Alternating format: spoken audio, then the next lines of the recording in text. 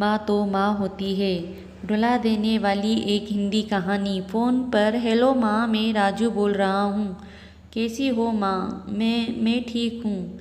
बेटे ये बताओ तुम और बहू दोनों कैसे हो?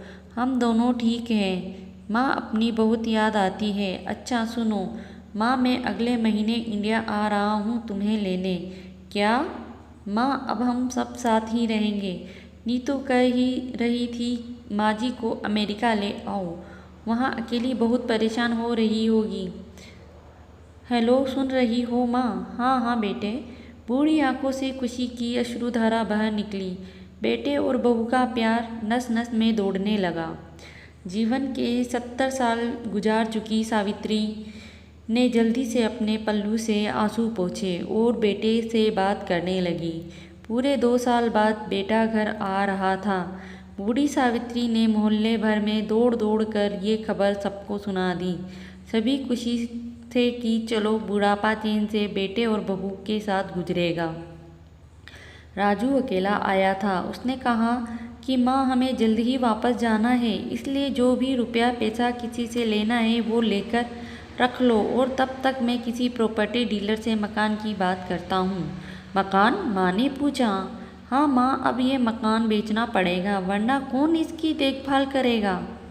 अब हम सब तो अब अमेरिका में ही रहेंगे। बूढ़ी आँखों से मकान के कोने कोने को ऐसे निहारा जैसे किसी अबोध बच्चे को सहारा दे रही हो। आलन फालन औने पौने दाम में राजू ने मकान बेच दिया। सावित्री देवी जरूरी सामान समेटा जिससे वो बहुत ज़्यादा लगाव था। राजू टैक्सी मंगवा चुका था। एयरपोर्ट पहुंचकर राजू ने कहा, माँ तुम यहाँ बैठो, मैं अंदर जाकर सामान की जांच और बोर्डिंग और वीज़ा का काम निपटा लेता हूँ। ठीक है बेटे। सावित्री देवी वहीं पास बेंच पर बैठ गई।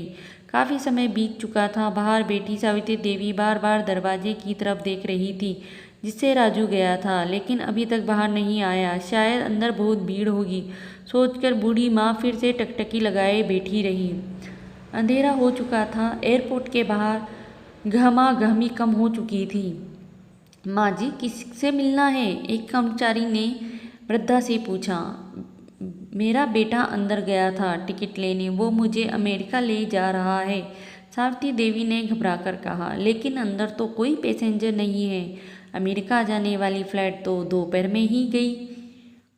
क्या नाम था आपके बेटे का? कर्मचारी ने सवाल किया। राजू। सावित्री के चेहरे पर चिंता की लकीरें उभर आई। कर्मचारी अंदर गया और कुछ देर बाद बाहर आकर बोला, माँ जी आपका बेटा राजू तो अमेरिका जाने वाली फ्लाइट से कब का जा चुका है। क्या? वृद्धा की आंखों से आंसुओं का सैलाब फूट पड़ा। बूढ़ी माँ का रोम रोम काँप उठा। किस तरह वापस घर पहुँची जो अब बीत चुका था। रात में घर के बाहर चबूतरे पर ही सो गई। सुबह हुई तो दयालु मकान मालिक ने एक कमरा रहने को दे दिया। पति की पेंशन से घर का किराया और खाने का काम चलने लगा। समय गुजरने लगा। एक दिन मकान मालिक ने वृद्धा से पूछा, माँ जी क्यों नहीं आप अपने किसी रिश्तेदार के यहाँ चली जाएं?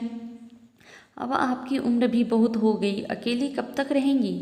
हाँ चली तो जाऊँ, लेकिन कल को मेरा बेटा आया तो यहाँ फिर कौन उसका ख्याल रखेगा। आंखों से आंसू आने लग गए।